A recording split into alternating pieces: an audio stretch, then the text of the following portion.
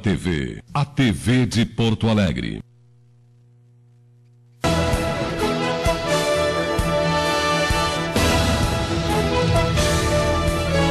Boa TV, o canal da comunidade de Porto Alegre.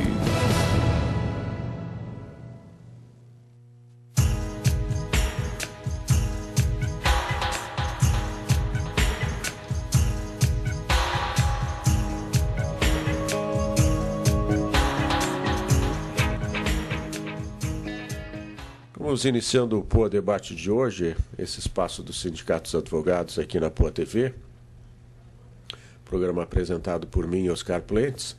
E hoje nós estamos aqui utilizando a sede da Ordem dos Advogados do Brasil, seção Rio Grande do Sul, um espaço aqui junto ao plenário, onde tem aqui uma possibilidade de um mini estúdio, já que o estúdio da POA TV continua fechado e sem condições de nós realizarmos o POA Debate no espaço ideal, que é lá na própria TV.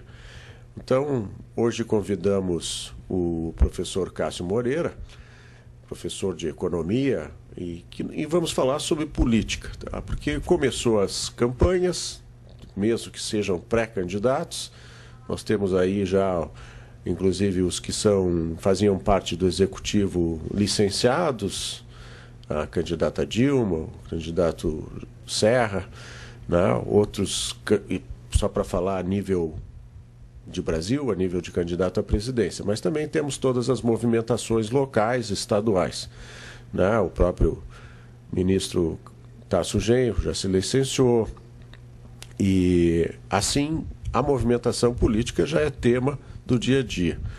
E então convidamos o professor Cássio, ele tem toda uma experiência, já foi candidato,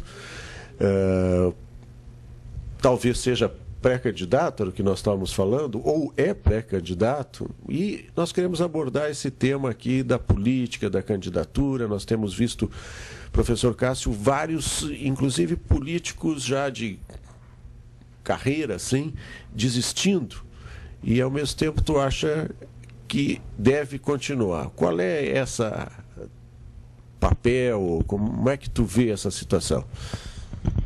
Bom, em primeiro lugar, quero cumprimentar todos os telespectadores, né, e a ti, Oscar. Bom, quanto à tua pergunta, eu acho que a política precisa muito de ajuda. Hoje, o termo política e politicália viraram sinônimos. As pessoas muitas vezes se referem a políticos querendo mencionar quando eles fazem algum tipo de politicália, né? E no meu entendimento, então, é um momento que a política mais precisa de ajuda é agora, ou seja, com a nossa participação. Então, eu acho que não é uma hora de tu desistir de candidaturas, etc. Eu acho que é o contrário. Tu tem que intensificar a ação política, independente do partido, mas é por meio da política que a gente tem o resultado das escolhas, e essas escolhas vão impactar na vida do cidadão, né, em qualquer lugar que ele esteja, né? Então, assim, através da política é que se decide os grandes temas da nação e o país é conduzido. Isso não tem alternativa, pelo menos nesse momento.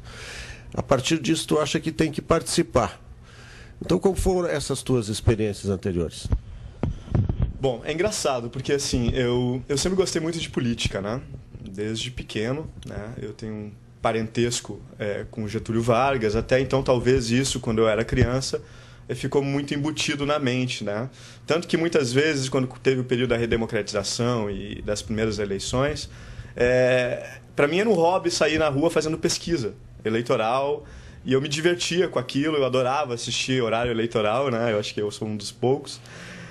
Então aquilo sempre teve muito arraigado, assim, né? E, bom, só que acabei me formando, fazendo faculdade. Pensava que um dia poderia ser candidato, até que depois de muitos alunos sempre me questionarem ao final das aulas, né, porque eu dou aula de economia, especialmente economia brasileira, muitos alunos acabavam sempre questionando: Cássio, professor, por que tu não é candidato? E como eu sempre tive aquela vontade, eu acabei sendo, né? Aí, na época, eu estava em dúvida entre alguns partidos de esquerda e acabei optando, né, na época, pelo PSOL, e acabei sendo concorrendo a deputado federal pelo PSOL. E foi muito engraçado porque foi uma campanha basicamente quixotesca, porque a gente tinha muito pouco material e fizemos 1.408 votos. E aí eu percebi o quão difícil é tu fazer 1.000 votos, por exemplo. Logo que eu ingressei, eu imaginei, 1.000 votos a gente vai fazer. E depois eu percebi o quanto suado foi de tu conseguir fazer esses 1.408 votos, né? Ainda mais com muito pouco panfleto. A campanha, na época, eu convidei algumas pessoas para me ajudar, sempre com voluntários. E no início da campanha participaram algumas pessoas, depois com compromissos profissionais delas, elas não puderam. E o final da campanha foi basicamente eu, a minha mãe, uma ex-namorada com as irmãs dela e basicamente, né, foi assim. Bom, aí eu acabei concorrendo a deputado federal, isso em 2006. Mas, professor Cássio, deixa eu fazer uma parte aqui, porque essa estrutura que tu diz é a estrutura que qualquer cidadão comum pode ter, uma estrutura pequena. E isso está fazendo, inclusive, políticos assim com grandes carreiras desistir porque eles não conseguem competir. O que nós teríamos de mudar assim nesse modelo de fazer política onde as pessoas comuns não conseguem participar ou conseguem participar de uma margem muito pequena? Porque os orçamentos agora de uma campanha para deputado federal, eles passam de 2 milhões. Bom, acho que tu tocou num ponto crucial, Oscar. Primeiro, eu acho que uma grande necessidade que a gente tem no sistema político é a própria reforma política. Por quê? Porque hoje tu tem um financiamento que não é público de campanha. Isso significa que muitos candidatos, para quererem ter chance de fazer uma votação maior, acabam buscando outros mecanismos de financiamento, muitas vezes recorrendo a empresas privadas, etc. E muitas vezes esse dinheiro que vai ajudar no financiamento gera um comprometimento, né, do candidato e possível eleito com quem o financiou. Então, um dos pontos que eu acho crucial é uma reforma política que permita que o financiamento seja público de campanha. Aí as pessoas podem perguntar assim, tá, mas já pago tanto, gasto tanto com imposto, etc., e vou agora pagar imposto. Mas isso eu acho que é muito mais saudável para a democracia. E isso permite que tu tenha uma renovação muito maior, né, de políticos, porque vai fazer com que o Davi e o Golias possam competir com uma diferença menor um pouco. E a segundo ponto, eu acho que cabe muito às pessoas, né, que estão votando, porque muitas pessoas reclamam dos políticos, etc., só que tu não conhece, tu só conhece aqueles que têm condições financeiras de se fazer conhecido.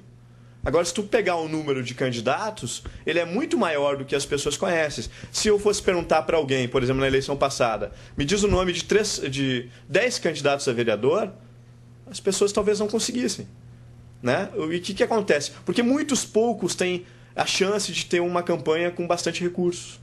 E aí, de repente, pessoas como o cidadão lá em casa, que está indignado com a política e quer tentar participar dela para contribuir fazendo com que ela melhore, ele se sente acuado, porque como é que eu vou fazer? Eu não tenho condições financeiras, vou entrar num partido, muitas vezes o partido vai querer apostar naqueles nomes que têm maior visibilidade, se tem mais visibilidade é porque já estão eleitos, provavelmente, né? Então tem essas duas questões que eu acho que seriam pontuais.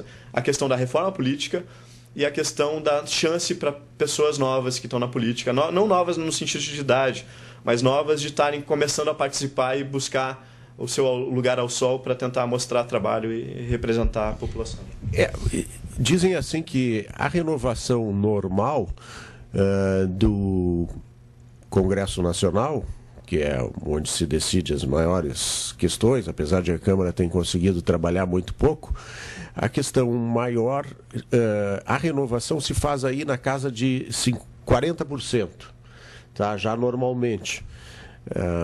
Há anos que tem uma renovação maior, mas mesmo essa política toda, e como tu dizes assim, bastante viciada, ou bastante, é um jogo entre as mesmas. Há pouco eu lia a importância que vai ter o PMDB, né, que é o partido de centro, nessas eleições. Então ele já está todo armado aqui para, se qualquer um ganhar, ele está no meio do jogo.